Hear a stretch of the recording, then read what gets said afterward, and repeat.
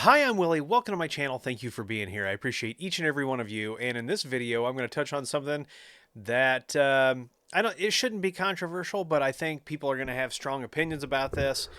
And so I definitely want to hear what you have to say down in the comments below. But we're going to talk about the top reasons why you would want to use Wi-Fi versus Ethernet, and the top reasons why you want to use Ethernet versus Wi-Fi, right? So we always hardwire everything when we can, and I'm going to get into some of those reasons here in just a second. So let's get flipped over there. So I call this Wi-Fi versus Ethernet. Shouldn't be, like I said, too controversial, and I think we're going to agree on a lot of these topics. And if there's something I left out of here, let me know what it is down below. So when to use Wi-Fi. So if you need a lot of mobility with your devices and you can't be really, in one spot all the time. So if you're going to roam with phones, tablets, laptops, and you don't want cables, use Wi-Fi for that. If you want to be able to quickly add devices without running, more Ethernet, or to run or add more switches and things like that, you can easily, scale the network. The more you scale Wi-Fi, the more the challenges present themselves. But if you need to add a bunch of devices really quick and you can't run Ethernet or don't want to run Ethernet, or it's cost prohibitive, you can do Wi-Fi. You get flexible coverage with Wi-Fi, so you can reach areas where running cable is hard, difficult. So if you've got a historic building that has building code and you can't, drill through the walls or change the building, if you are on vacation or in a rental, or if you need connectivity outdoors. If you are going to have a lot of guests or IoT devices, you can simply onboard visitors and those IoT devices with guest and IoT SSIDs and have the passwords and security set up for that. And if you need,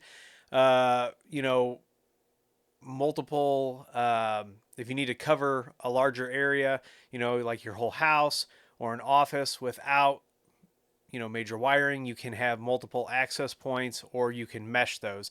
And it used to be, when mesh first came out, we used to call it wireless uplink, and it was supposed to be used very sparingly. And now it seems like a lot of people are moving towards that, and we see a lot of challenges with that mesh all the time. And so we use that very sparingly. So when do you want to use Ethernet? So if you need consistent performance, stable throughput with low latency and low jitter, right? So if you're doing gaming, voice, video, things like that, use Ethernet. Now, Wi-Fi is getting better, but Wi-Fi, because of the properties of wireless, you're never really going to replace Ethernet. You're never going to replace fiber. When you need maximum speeds, right? So you need gig, multi-gig, 10 gig for big file transfers and backups. You're probably not going to see, places that are moving gigabyte size files over Wi-Fi. They might do it occasionally to make a copy to take on a laptop or something like that, if they don't have a place to plug in. But anytime we're moving large amounts of data and we need to do it reliably and quickly and securely, we're going to probably do it over Ethernet.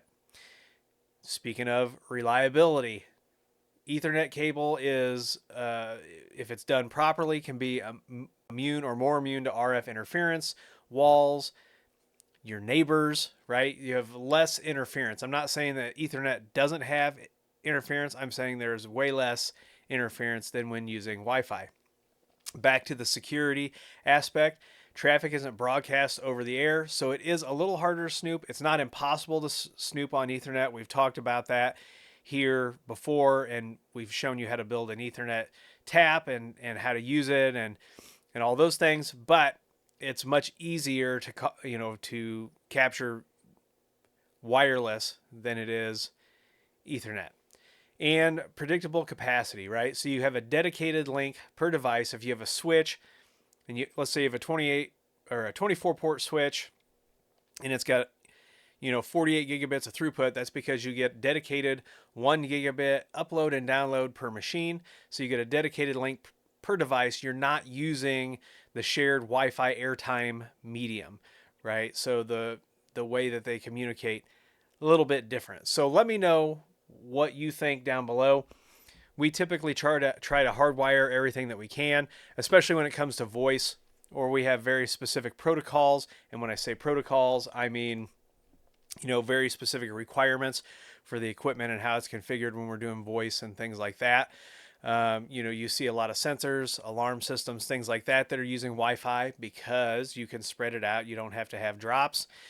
I know a lot of people, though, who are still hardwiring those devices when they can. So did I forget anything? Did I gloss over anything major? Let me know down below. And if you like this video, give it a thumbs up, subscribe, comment, and share. Follow me on Twitter and TikTok. Those links are down below, along with affiliate links, a Patreon link. And if you need IT consulting, head on over to williehow.com, fill out the contact form that's on the front page, and someone will be in touch with you as soon as possible. Come on over to community.williehow.com and let us know. Start the conversation. Did we forget something? Is there something we're glossing over? Let me know. So, like I said, this isn't supposed to be controversial, but neither was the last video about the different, Cat 5e, Cat 6, 6a, and some people felt very strongly about that. So let me know what you think down below. Once again, I'm Willie. I'll see you in the next video.